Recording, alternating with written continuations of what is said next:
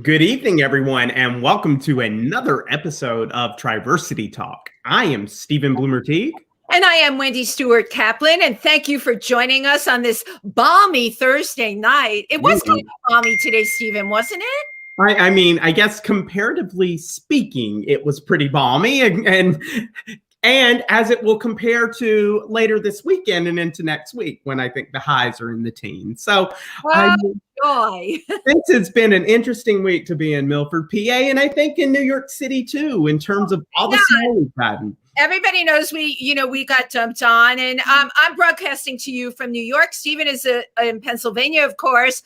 They really got dumped on in Pennsylvania. Steven, please share with everybody how many feet. You know, it varies. I mean, some people got as much as 3. 3 feet. That's 36 inches. Holy moly.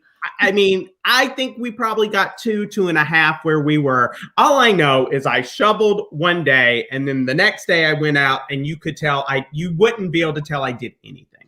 Wow. Just as high.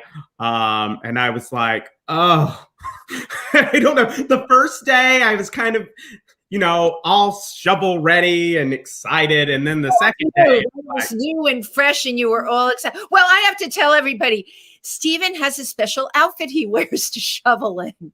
It's your little onesie bunny suit. Well, of course, I have a bunny suit. This last one, I went out in my abominable snowman suit. Oh.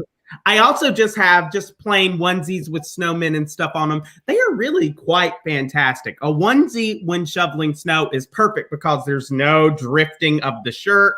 And if I'm going to be miserable, I'm going to be goofy and miserable. Right. Well, and also look cute and miserable. So that's a little fashion tip here from us today on TriVersity Talk. So we have a really fun guest tonight. Absolutely. Actually, he's been with us before as part of a pair. He came on with Flavio Alves, the director, because he was in Flavio's film. But I am so over the moon excited to share the stage tonight with the one and only Tym Moss. Yay! Welcome, welcome, welcome, Tim. I'm sorry, I'm helping you shovel. 2.5 feet?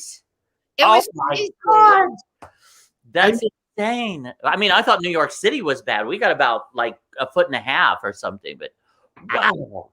I mean, we've had snowfall totals that have kind of rivaled that, but that was the absolute worst. Oh my God.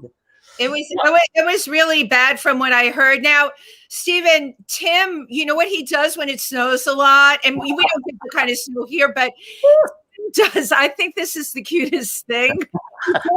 Snow dance. Now, it's got to be, I found this out from him, 6 inches ain't going to do it.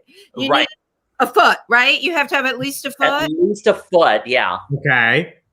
This one was perfect. It was over a foot. He puts it on Facebook Live. And for anyone watching, Tim, can you do me a favor? Just with your upper body, can you show them the choreography for the snow dance? Oh, I just kind of make it up. I'll do this and this and this and ooh, ooh, and ooh, ooh, and da da da da da da da da. Now, is this based on happiness that there's snow, or maybe like a desire that it goes away? No, I everybody's always bitching and complaining about snow, so snow always gets a bad rap. And I'm originally from the Midwest. I'm originally from Indiana, where we would get snow in the wintertime. And I just always enjoyed it. We would get a day off of school. We could go out and play, so snow to me is a joyful thing. So, and also I don't have a car that I have to clear off. I don't have to shovel. Oh my God. I don't have a driveway I have to shovel. I live in an apartment building, so I just have to look at it. So well, may I make a suggestion? I think you should get with the latest fashion, like everyone else. Nick Lyon got one. Get a onesie and get out. A onesie. You have it. Pajamas, yeah. You have the onesie. Get out there and do the dance in the onesie. So, growing up in Indiana, this is nothing for you, right? It's very funny to me because you're so New York, and I know you do tons of work with a lot of LGBTQ organizations in the Bronx, where I'm from. Yeah. How did this whole Indiana, New York connection happen for you? Well, I originally grew up and discovered that I was an entertainer, and I was the lead singer for many different groups, and I would always act in different plays and stuff. And back in the 70s and early 80s, we didn't have the internet. You couldn't. Oh my God! Did you have to come back? How did we survive? But so if you wanted to pursue any type of career in entertainment, in singing or music or acting, you had to go to either LA or to New York.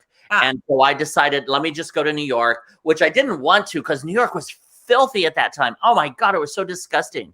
Back in the early 80s. And I moved out here first in 82 and then went out on the road and came back in 83. And I've been here ever since. Wow. So, but during those years, I mean, it was dirty. It was dangerous. It was, oh, admit it. You loved it dirty and dangerous. Come on, Tim. So much fun. Because the thing I loved about it is we had freedom.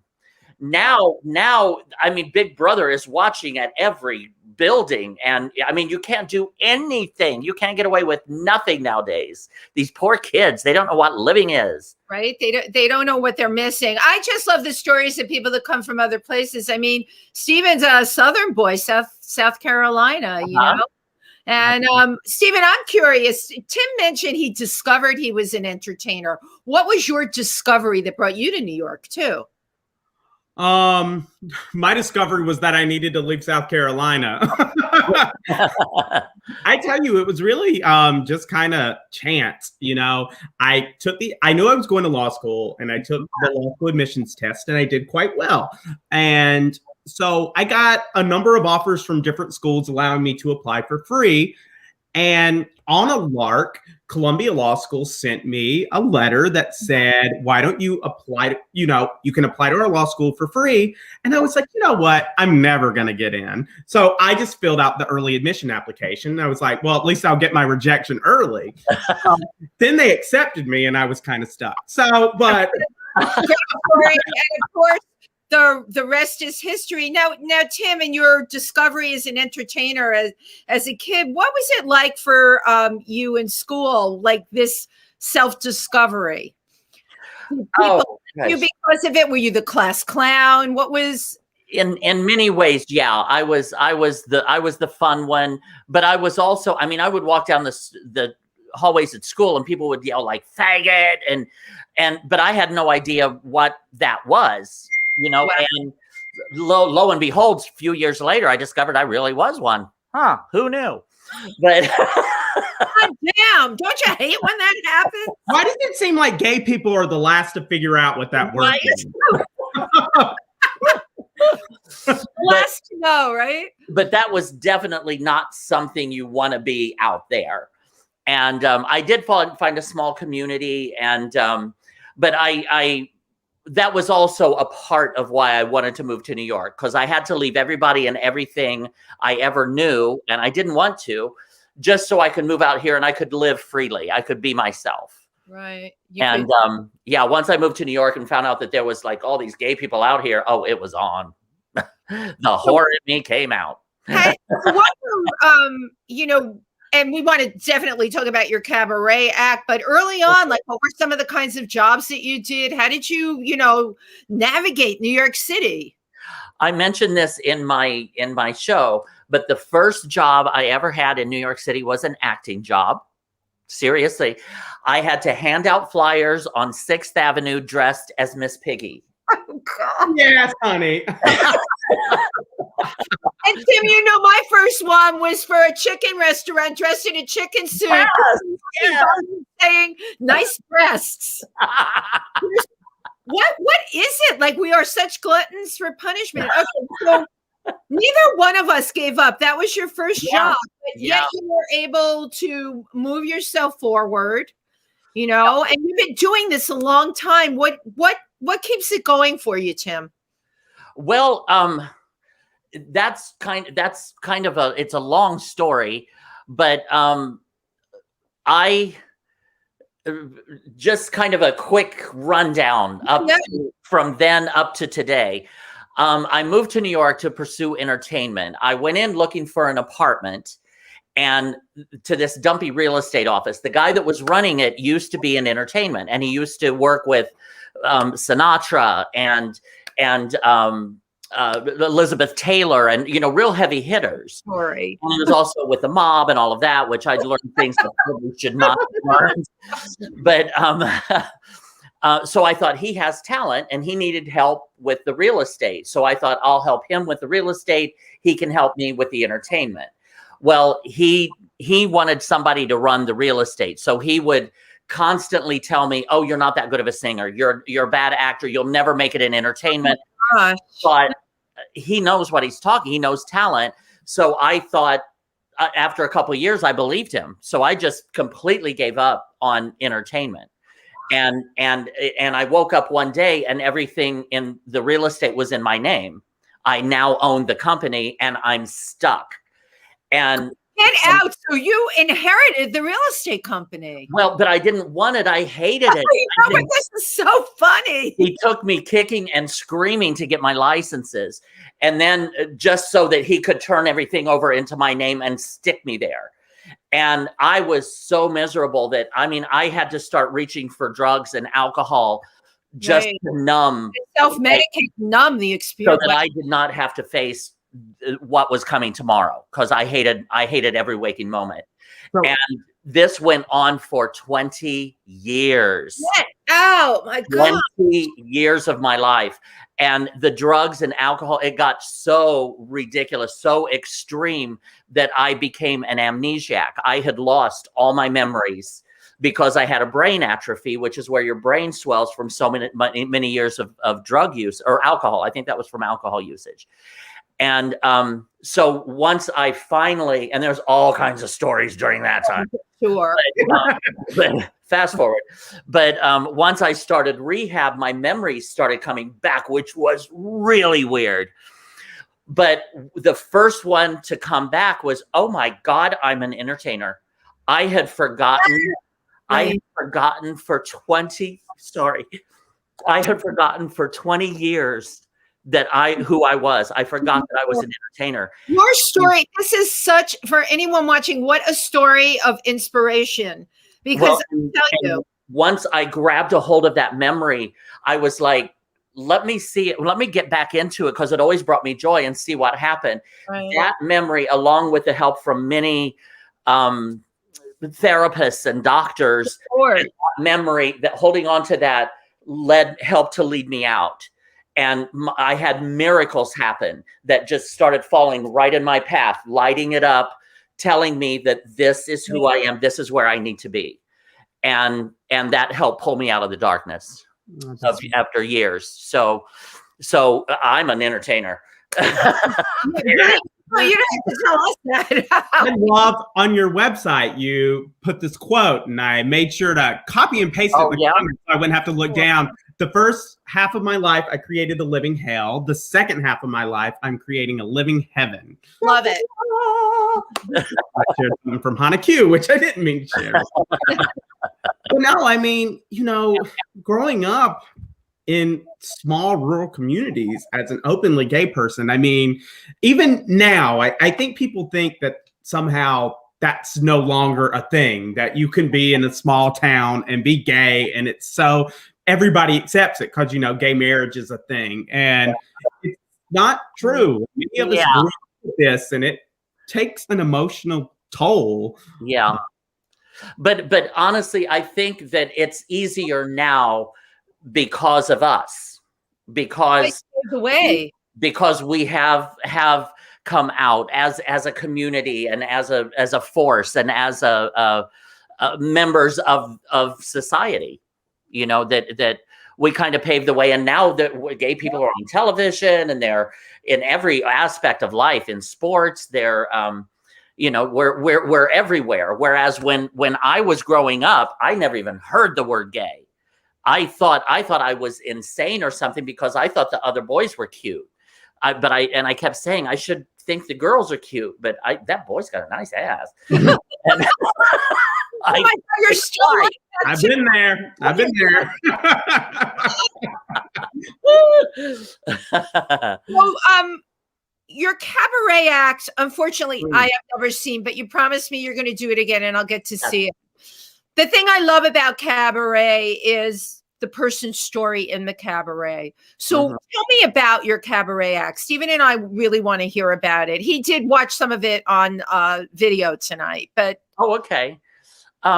Yeah, my cabaret show was very, very special. I had done, I performed on so many stages across this country, and I always wanted to do a cabaret show. And I did what I thought was one night down at Stonewall during the blizzard, mind you. And it sold out, which was overwhelming. That was wonderful. But then I thought, let me do like a legitimate, real cabaret show. So I went out and got one of the best directors and musical directors. And when I showed the video to my director, he goes, "What the hell was that?" And I'm like, really? And you were feeling so good about it too. Yeah, right. And he was like, no, let's do a real show. And I said, okay, that's fine. So he helped between the three of us. Oh my God, it was amazing. We got critical acclaim here in New York. There were sold out shows every night. It was overwhelming. It was very emotional and very difficult for me to do the show, but that's why I love it. And that's why it works so well. Right.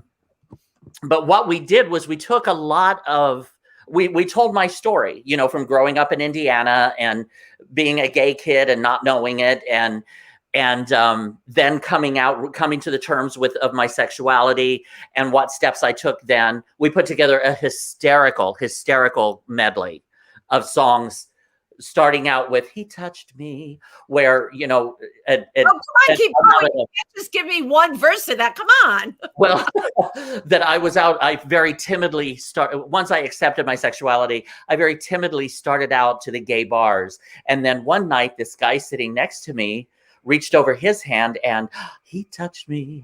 He put his hand near mine and then he touched me. And I start singing that. Well, then I go from that into a song from Jekyll and Hyde, which is about bring on the men, bring them all. I need a man for lunch. I need a man for breakfast. I need a couple men for dinner. Oh. And then that goes into it's raining men. Hallelujah. That is brilliant. Oh. So we just kind of showed it that in that quick medley, we showed the progression of going from this timid to getting a taste of it and wanting more. Well, we would take these popular songs or songs that people knew, and based upon what the story that we wanted to tell, it would give those songs new meaning. Like Duffy's "Mercy." I don't know if you know that song. Yeah, I'm familiar with it. Because I'm begging you for mercy. Oh, why yeah. you release me. That it's a fun, upbeat song. Well, we took that song and we slowed it down into a dark blues version, and I was singing it to the cocaine. I'm going, I'm begging you for mercy. Please release me. Let me go. So we did that throughout the entire show, and that's what made it so impactful. Was not only the story, but the music that went along with it to describe the feelings and everything I was going through. Wow. I think you brought up a really good point. The person that you hired to craft it, Mm-hmm. I don't think people realize how important that is. Because you're right. You performed at the Stonewall. You thought you were just doing fine. But performers, all of us, right? We need somebody that can take what it is that we do and shape it. Mm-hmm. And bring out our emotional center through song or through our spoken word. And how did you find this? Are you allowed to say who it is? Oh, Lenny Watts. He's one of the best in the city. Wow. Lenny was the director, and he recommended that I find a musical director. And I had known of Andrew Sotomayor, who's just brilliant. And again, between the three of us, because Lenny set us down and helped to craft the progression of the story. Because most of the people that I know from here in New York and from entertainment had no idea that I had been through a 20-year drug and alcohol addiction, that by all accounts, it should have killed me. And so that alone was a huge thing to drop on them. But what I did was because I'm kind of known as very fun and frivolous and all of that. So I start off fun and frivolous, and then I take them down, and then I take them down, and then I take them down to the depths where I was facing. Where you were down in the depths. Right. And all in song too. A lot of talk but a lot of song. Take them down to where we're facing death and having to make that decision, and basically, am I going to live or am I going to die? And then I bring them back up, and we all celebrate and have fun at the end. Yay! But because of what I think, this is the answer to a question you asked me earlier. That's fine. I'm on train. But because of all that hell and darkness and pain and suffering and misery that I have been through in my past, I wake up in the morning and I'm like, thank God, sun's shining. It's so lovely out. It's great. It takes a lot to get me down now because I've seen bad. You do a snow dance, for goodness sake. Right. And from my perspective, I know you as a totally joyous person and a totally spiritual person too. You share that with the people that get to know you, and you lift people up, which is such a great thing to do. Now, before I get to The Garden Left Behind, I want to talk about your, again, fabulously funny musical show that you did, the film called Junk. And I want you to tell us all the different aspects, because this is so cool. An independent film made on a very small budget. Yeah. With the most amazing people that in spirit are just like you. Tell us a little bit about that. Well, it was one of those things that was meant to be. I had done a reading of it here in New York several years ago. And it was at a festival. Michael had brought it and got accepted in this festival. Michael Penny, the director. Michael Penny, who's the writer, composer, director, brilliant Michael Penny, brilliant. Yeah. And because when they first offered it to me, one of the directors of the festival had contacted me and said, "Oh, we thought you'd be perfect for the role of Miss Lily." Well, of course, my first thought is, because I'm gay, I'm going to have to put on a wig and come out in a dress and say 2 lines that are funny and then leave, because that's all gay people can do. And when I said, yeah, but I'll do it, just send me the script. So he sent me the script, and it's like, okay, page 1, Miss Lily, Miss Lily, Miss Lily, Miss Lily, Miss Lily, Miss. I kept turning the pages. It was Miss Lily, Miss. I was like, oh my God, this is an actual role. I have lines. Yes. Well, it was, there were 2 leads. It was you and what is the other person? Robbie Wayne. Robbie Wayne. Right. Oh. And I played Miss Lily, and he played Chris, who are based on 2 real people. And hold on, I didn't realize they were based on real people. Yeah. Well, I didn't know until about a month before we were going to shoot the film that there really was a Miss Lily. And I was like, what? Are you kidding me? What if I'm doing it wrong? How is she, because she had died. And I was like, am I doing her memory correctly? I want to know these things. Who was she? What? Talk to me. And he goes, you're fine. You're good. Well, Chris lives down there. The actual person that Chris's character was based on lives in North Carolina. So I said, can I get his number? And so I called him, and he gave me a few tips, and I added a couple things in, like one was that she had her crooked finger, and she would do like this. So I've added that to a couple of the scenes just for her. But it was an amazing process. So I did the stage reading years ago, and I told Michael, because I think every straight man in that theater came up to me afterward and said, you made me cry in that last scene. Oh, yes. And because we did it a different way than we did it in the film. And so I walked over to Michael and I said, you've really got something here, that I told him what these men had said. So we each went our separate ways. He went out to Palm Springs to put it up on stage. I continued here in New York, and he reaches out to me one day, and he typing, and he says, oh, Tim, I got some good news. And I was like, I love good news. What you got? And he goes, we're going to make Junk into a movie, and I want you to star in it. And I was like, yeah, that's good news. Yeah. I'll take it. Now, I'm curious, how much time from when you did the play to the movie, how much time for everything to develop? Well, once he told me that they were doing the movie and he was taking me, there's only 2 people in the movie. Right, So but during the play, I'm curious because, people get discouraged. They don't understand how much time this takes. So from when you started the play to you completed the movie, how long a period of time? Probably 2.5 years. Yeah, I mean, wow. Because it was about a year later that he asked me or told me that he wanted to make the movie. And then we started, it was another year or so after that. No, it's probably a year and a half to 2 years, I would say. Right. And it will, because then I started studying and working on the lines and the character and all of that. And then I find out that she was actually real just before we go into shooting.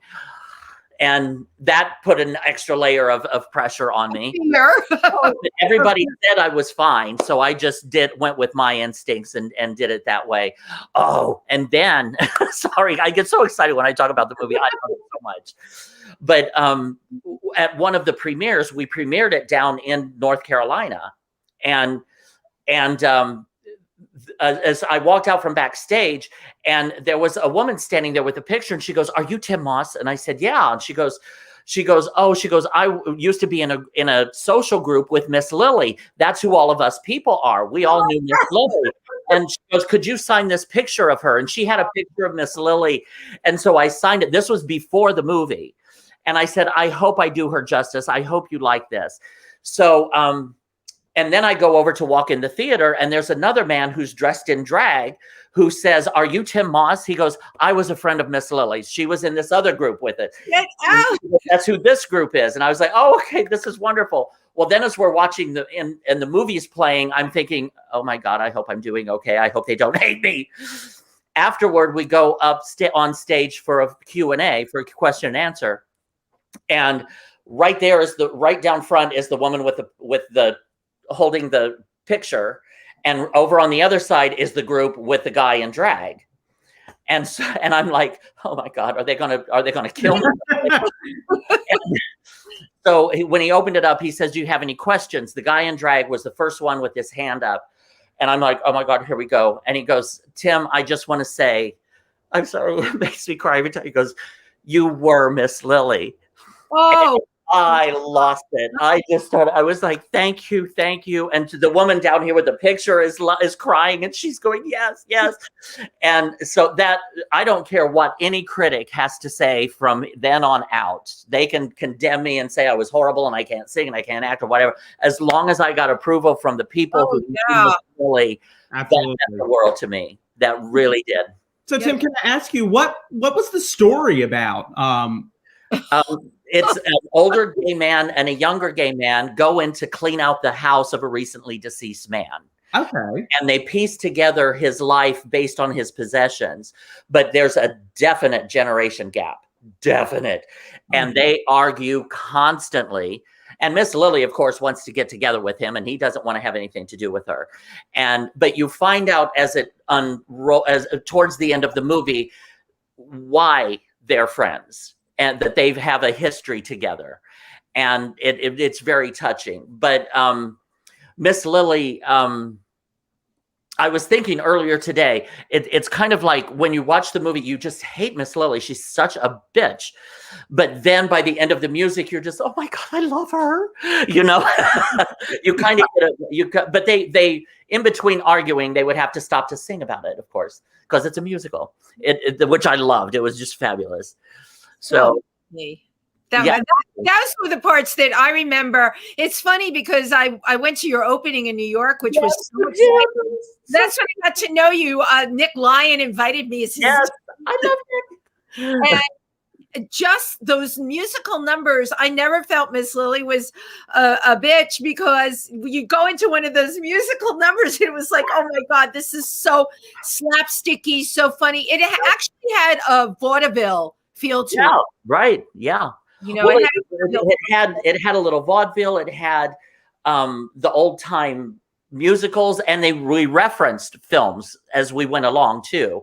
Like there was one moment where Miss Lily is standing in the doorway and she pulls her leg up so that the camera is looking through her leg, like in The Graduate. Right. And he's laying on the bed. And so we make like these little comments or little moments about other films in it. But there's so much with that film. But one of the things that I was very proud of, I've done a lot of independent films. Yes. And as a minimum crew, like the costumer and the cinematographer and the cameraman and the producer and the director and all of that, the minimum number that I've ever done a film with was maybe 15. It's usually 20 to 25 in that range. I got down there and there was 7 of us. Oh, wow. 7, including cast and crew. And we decided we were going to make this movie no matter what. And it was a very family thing. We were all joined in. I'd carry sandbags or move a light or do what, you do whatever needs to be done. And the cool thing was Michael would never move on to another shot until we all signed off on it. Like we would be like, how is that? This is real teamwork. Because Jeff Wager, who was the director of photography, he brought the lights, he did the lighting, he did the camera angles and the film and the filters and all of that. And you could tell when we would meet, we would say, okay, today in the morning, we'd say, today we're going to shoot these scenes in this room. And you could just see his mind going, click, click, click. Okay, we can do a two shot over here. And then we can get a close up on Tim over here. And we could do that. And then he'd go, okay, get out. And then he would know exactly where he wanted the lights set up, where it was all. And he would go do that while Robbie and I went out and rehearsed for the scene, for the day. It was just an amazing. But with not signing off, he would Michael would say, okay, Jeff, how was that for you? And Jeff would say, oh, that was good for me. Sound guy, which was Russell, he'd say, how was that for you? Oh, that was good. And Robbie might say, I don't know. I felt a little, can we run it one more time to do it? And we'd be, yep, let's do it again. We would do it. But I mean, you just brought out something, small cast, great chemistry. Mm-hmm. I think a small cast, you have to have great chemistry. Yeah. And my favorite thing is Michael Penny, who I adored. He was your cook as well. He loves cooking. And he used to be a short order cook, so he could whip stuff up so fast. And we would be on the set in the morning, and because after he had already made breakfast for us. But I think it was a great therapy for him. Because it's so stressful he was the director and the writer and the composer, and he had the music and the sound box that he needed to play and all of this. So he's trying to direct the movie. And then after a while, he would just be like, okay, let's take a break for lunch. And then he would go in and his mind would just go over to making lunch. And he would make these amazing meals, amazing in no time at all. And then we would get back to it. Then we'd go back and start shooting again and the next scene and all that. And we'd get very intense and very busy. And then he goes, okay, let's break for supper and go in. And his mind would go to that. So I think it was a good way for him to step away from all the madness and cook. And I certainly enjoyed it. Oh, my God. I'd love to get fed. Man. So funny, Tim. I love hearing about your experiences. So, of course, I'm going to hit you up next for The Garden Left Behind. Flavio Alves, the two of you came on the show. It was really great having the two of you there together. But I want to hear everything that happened there. And tell people that don't know the film a little bit about it, too. Well, The Garden Left Behind is actually, it's a predominantly trans cast. And it's about a young trans woman, and everything that she's going through with she's from Mexico originally and trying to get immigration, and she's working and she's got family, and some accept her, some don't. And just everything, all of that the trans community, so many in the trans community have to go through. And it was brilliantly written. It's so wonderful and so heartfelt. And the characters are very real. And I played Demas, who was the waiter. Now, just a quick sidebar. Don't tell Flavio I told you this. Right. But I was at home one night, again, years ago. I had a rare night off, and I happened to be online, and I get this message from this Flavio guy, and he was like, "Hey, Tim, how you doing?" I'm like, "I'm okay. How are you?" And I had no idea who he was. So I checked his profile, and he's a filmmaker. And I was like, okay. And he says, yeah, I'm doing a film, and I thought you might be good for one of the roles. And I said, okay, great. Thanks. I have no idea who this guy is. So he says, but you still have to go to casting. So I go down to their offices in Midtown. I walk in to a nice big reception area. This guy comes walking out, and he's going, Tim. And I'm like, Flavio? No clue whatsoever. And so he takes me back to introduce me to the staff, and he says, oh yeah, Tim and I worked in the movie Only Solomon Lee, which I was like, oh, okay. Because it was a student film that I had done. Now, his friend Alex Laura was the director of that movie. Oh. And in the way that NYU teaches film is brilliant. Like, they put them in teams of, like, say 5. And one of them, like that one was Alex Laura. He was the director. That was his movie. Well, then one of the people on the team would run the camera. The other one would run the lights, and the other one would run costumes, and the other one would do this. And then on the next film, they shift them. Yep. So then on this guy's film, Alex might be running the camera. Oh, cool. And so everybody gets experience. Everybody gets to do everything, which is great. It's brilliant. So that's the way they teach. Well, on Alex's film, Flavio was one of these guys on the crew, and I didn't remember him. But fortunately, he remembered me years later and called me up to do this role. But I ended up, what was that? Oh God, you had a beautiful line earlier about the part behind. Yes. It wasn't only the garden that was left behind, but my part got left behind. I ended up on the cutting room floor, or much of mine did, which is fine. Again, in filmmaking, I totally understand that. But I loved my character. My character was, I was the waiter in the restaurant where the girls would always come, like the lead women, the trans women would always come to hang out. So I knew all of them. We all hung out. We had a ball shooting. We had so much fun. But my character was the one that pushed them into activism. Like, he was like, oh, you are not going to sit still and let that happen. You got to get up, and you got to do that, and you got to organize, and you got to go over and do that, and you got to do that, which I loved playing that role.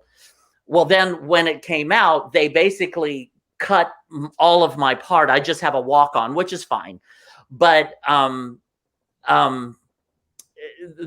they just went directly into them being activists.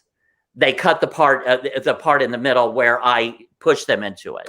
Now, so, which it works. It works for the show, for the film. So did you ever get a reason that they cut it? Or, I don't think that's something. No, you never get the reason, you know. Yeah. No. I just the irony and what you just said. You are truly an activist. I know a million people out there, not a million, but a few that call themselves activists, advocates. Mm-hmm. They are so full of it. They don't do anything. I know what you mean. You just gave me the perfect segue, Tim. I really want you to talk about the activism that you do, because it's huge. Okay, well, so take it from the top. Oh my goodness. Well, several years ago, the Bronx LGBT Center had kind of crashed and burned, and I had, not literally, but figuratively. Yeah. And someone that was involved with that had reached out to me and said, would you consider being president of the board, and let's create a new LGBT center? Well, I had never done anything. I had never been president of any organization and nonprofits and all of that. I had no idea. Well, he'll tell you. Right? It's rather complicated. So next thing I know, I'm thrust into this, which there was a lot I really enjoyed, but it was very stressful for me. And once again, I felt like I was being pushed into a position that I didn't necessarily want to be in, but I tried to deal with it as best I could. Well, the problem is with the problems that the previous center had, nobody trusted. They thought we were the same people. and nobody would help. They wouldn't give money. They wouldn't. And I got a lot of resistance. So we never got one off the ground. Fortunately, they did just open one recently in the Bronx. So yay. Sean Coleman from Destination Tomorrow. They got a new one open. That's all that mattered. We needed one there. So I'm very grateful for them.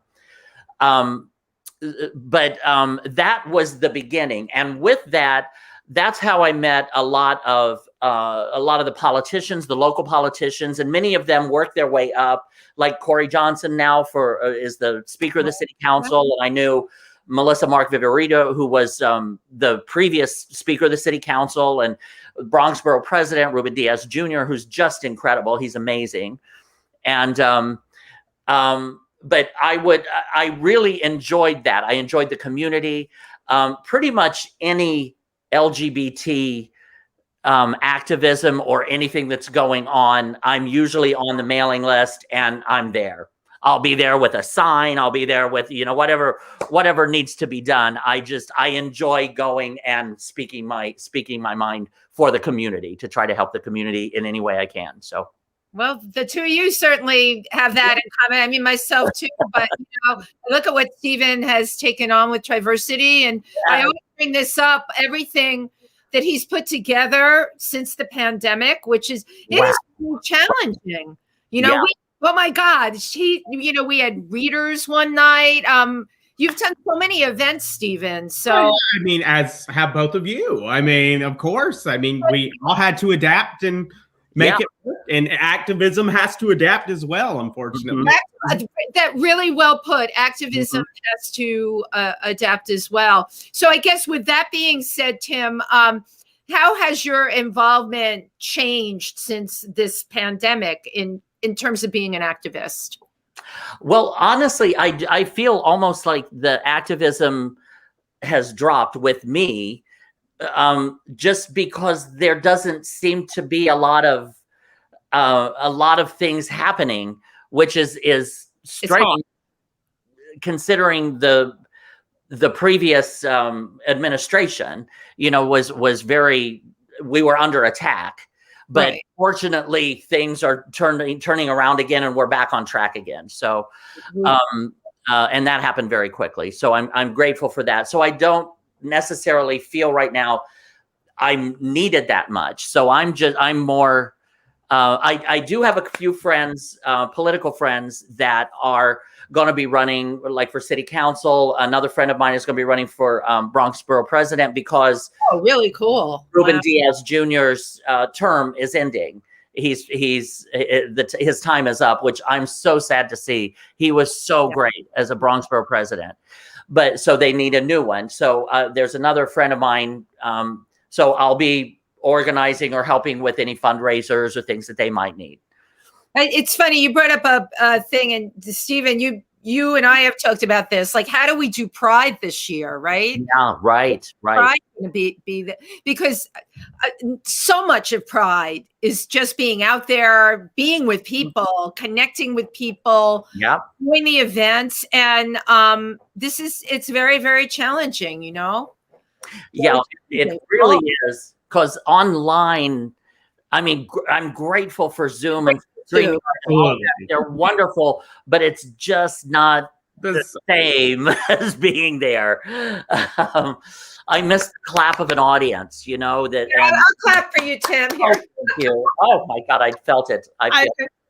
Nothing for nothing. I mean, we're planning a talent show in a couple of weeks, and just planning and thinking about, Ike Abelli is going to be one of our performers, which is great. But it's like when he performs, should we let the audience go off mute? Because I couldn't imagine being a stand-up comedian and not being able to feed off of applause, and how tough it is as a performer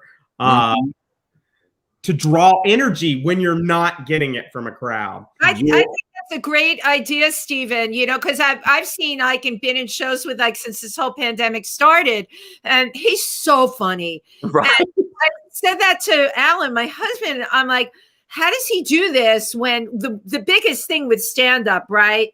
You put the joke out there, you get the feedback. You put it out, you get the feedback. You know, we had Jay on our show, the same thing. She puts it out. You get the it's very challenging for stand-up comedians. Yeah, absolutely. Maybe we could get a laugh track. Yeah, there you go. I'll make my own applause if I don't get it. Get a laugh. I'm hilarious. Why not? But yeah, you brought up a good point. Maybe take the audience off of mute so people can, you know, get that feedback. But the problem is there's a lot of times there's that one that's like, honey, can you bring in the remote? Do you know where the remote control, you know? Yeah, exactly. I mean, and I was thinking, you know, maybe if you announce before, okay, we're going to do this, but if you're one of those people that has a TV show in the background or wants to yell about the cat doing something, just keep yourself on mute. Yeah, exactly. Well, yeah, well, you know what, Steven, that's a great idea. You can just I just thought you can just announce that, because sometimes if you don't tell people, they you got to wonder what they're thinking. They have like other devices on, so you hear like a soundtrack of something running in the background, and it drives me absolutely crazy. Yep. Same here. But with Ike Avelli, we're going to be starting a new podcast actually coming up called Loose Lip. Ike and I've been his musical musical guest, I guess, in his show 50 Shades of Gay for several years now. And we have been on the road. We have got stories of being on the road. We have basically, from the moment I sit in the car until we leave, we are in total stitches. We are laughing our asses off the whole time. Just so creative, and just all these little adventures that we get ourselves into. And I just love and adore him. But we're basically, it started, I think, with our phone conversations, because I'll be like, oh, I've got to call Ike. I've got to ask him this one thing. You know, it's going to be like a 20-second phone call. An hour and 45 minutes later. And he does the same thing to me. And he was like, we should be broadcasting these. So basically that's what it's going to be, is just, he's going to call me and record it, and we'll just air it. Fantastic. I think that, right? That's some of the best things happen right in our regular lives. Think about it. And the two of you together really are a stitch. Oh, Steven, do we have any questions for Tim? Or none at the moment, but if somebody would like to pose a question now, we do have a comment from Simone talking about The Garden Left Behind, which I will definitely share. Okay. The Garden Left Behind was as close to the transgender experience for our community that I've ever seen in a film. So many of the emotions were so relatable. So hopefully this film will allow the cisgender community to empathetically understand our community. Absolutely. Absolutely. Thank you so much for that, Simone. That means so much, because we're that was the whole intent, was to start conversation, to maybe educate a little bit about what the trans experience is like. And also, I just want to mention one thing about The Garden Left Behind, was we shot that. We were the first time that a production had hired that many trans actors. And then the following year, Pose went into production. Wow. So we actually shot this because a lot of my friends I would see in Pose. A lot of the people, my friends from The Garden Left Behind. Wow. And so we were the first. Wow. I love that. And also Flavio Alves, as a gay man doing this film, his sensitivity, I mean, his artistry is unbelievable. But the sensitivity, the character development, and I'm sure Simone is right there with me on this. The character development was just beautifully and emotionally done. I watched it twice, and I broke down at the end every time. And it takes a lot for me. I'm a one-shot wonder person, first of all, with a movie. I watched that twice, and I cried in the same spot every time. So, you know, to be able to reach out and grip people that way. And we say all the time, there is no better way really than film or plays to really get inside of people, right? It's the great equalizer. Yeah. And it makes us makes us more tolerant, makes us see in a different way. It's a really important thing. Mm-hmm. I mean, Tim, The Garden Left Behind is an amazing film and one that I suggest, but I mean, also very emotionally heavy. And despite kind of your limited screen time, I mean, it was just definitely your presence gave like a one of the lighthearted moments of this film that was definitely necessary, to make. Because it gets tough. I will say it's a great movie, but you better get your tissues out. Yeah, well, that was also what my character was for, and I love playing that, lightening things up, talking about it, giving him, like, oh, come on, honey, what are you talking about? It was such a fun character to play with them, and then it ended up on that cutting room floor. but again, I was grateful to have been a part of it. We had so much fun. But I'm so grateful because one of the things that I want to do is I want to make a difference in American entertainment, as far as I'm so tired of the same actors portraying telling the same basic stories, and from 5 minutes in how the movie's going to end. It's, they're not thinking outside the box. Well, with The Garden Left Behind, with Junk, these are unusual, new, fresh, creative, original ideas. And I love being a part of that. Another one is Neon Boys. I'm not sure if you're familiar with, I forgot, that is released now. That's on Amazon Prime and all the movie places. But it's called Neon Boys, and I play. Tell us about that. Tell us about AJ Mattioli, who is a trans man filmmaker, and he. I've worked with him many times. I love working with him. He is so cool. But he makes a lot of gay and trans films.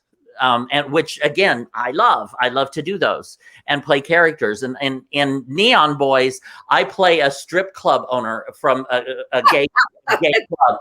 I'm nasty. I'm sleazy. It's fun. But I love when I get to play all of those characters. They're outside. I get to that's one of the only mediums where you get to do wild and crazy shit and get paid for it. I love that.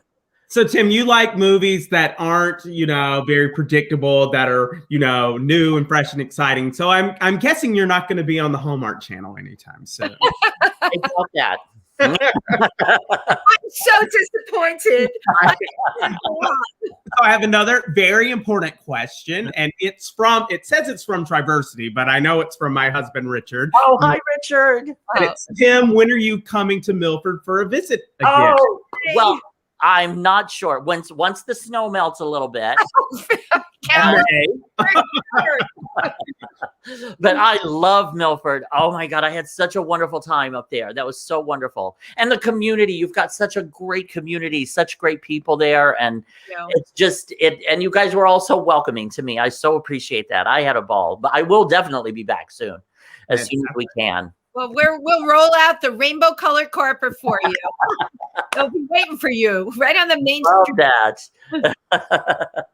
But now, Wendy, you and we have our show too. So people can tune in on Wednesdays at 3:00. Tim and I do a show live from Pangea Restaurant on the Lower East Side on 2nd Avenue between 11th and 12th. People say to me, why are you doing it there? They have supported the cabaret world, the performance world, the LGBTQ world for years. Yeah.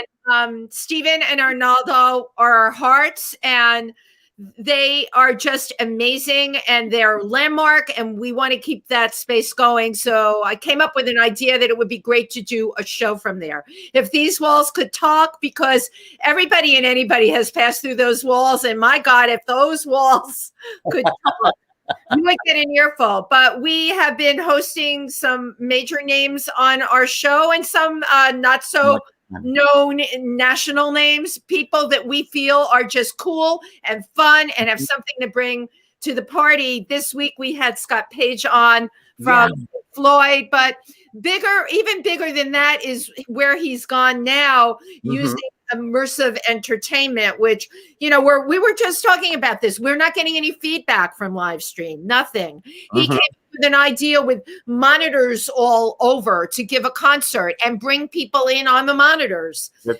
then the group that's performing, they would be live. That is just genius. So, so much fun hosting this show.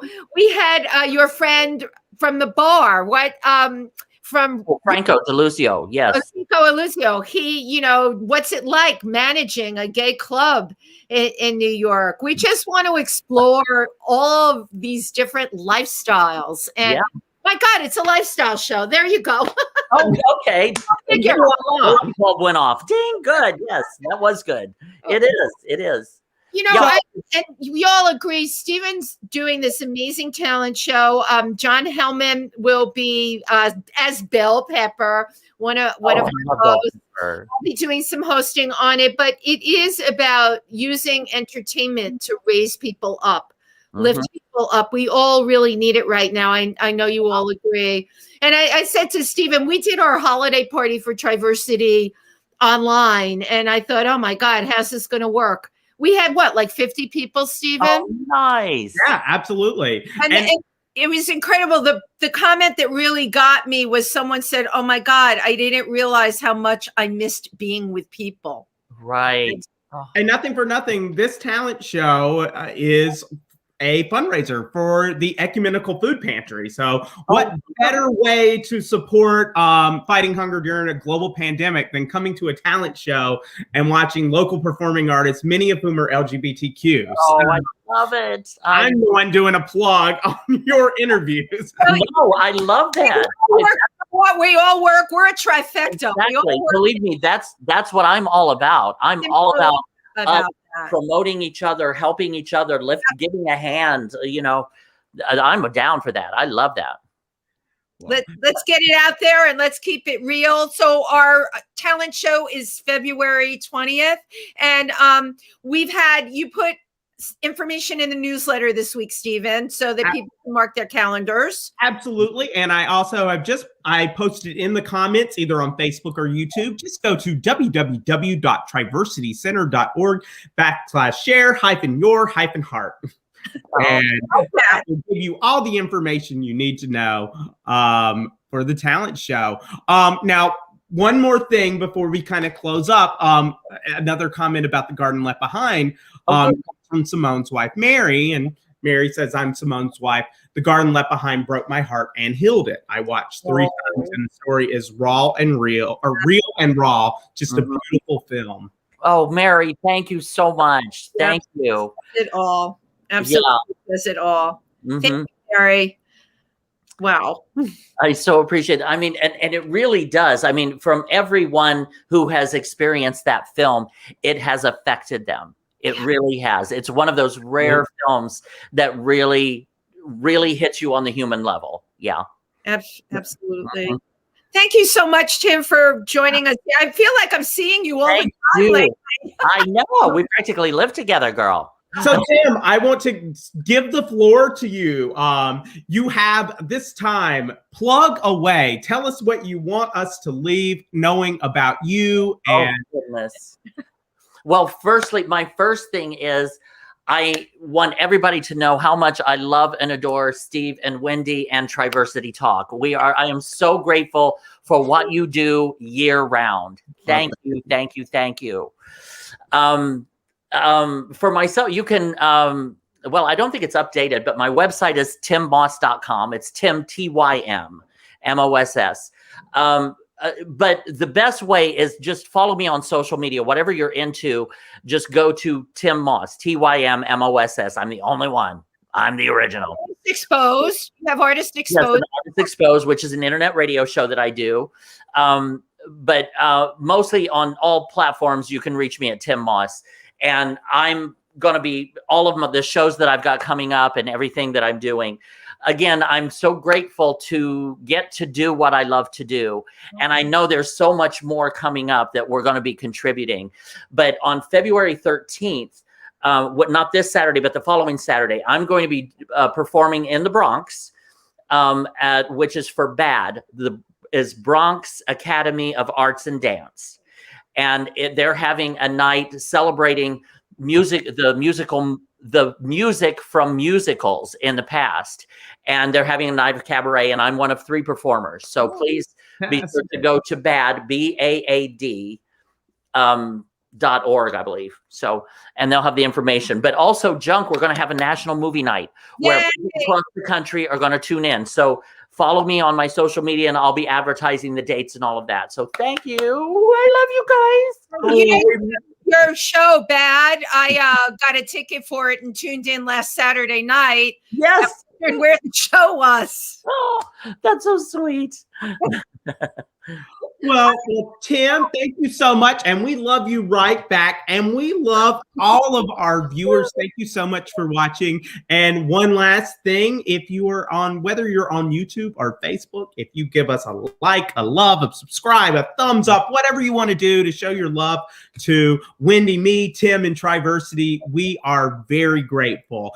And with that, I'm going to say good night, everyone. And we will see you next week, where we will have John DeLeo on. Ooh, cool. Good night, everyone. Night. Thank you.